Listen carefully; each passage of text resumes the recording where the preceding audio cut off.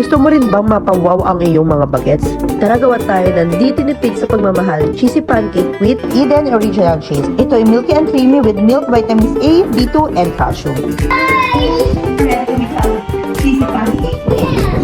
First, sieve all the dry ingredients.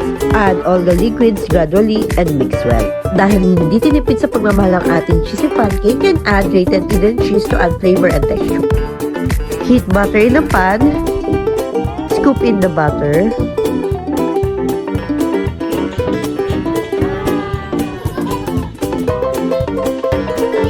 Sprinkle a generous amount of grated Eden cheese on top and serve with syrup. I'm happy I can express my dignity na pagmahal with the dishes I made for my children today. And with Eden, it becomes more creamier and delicious.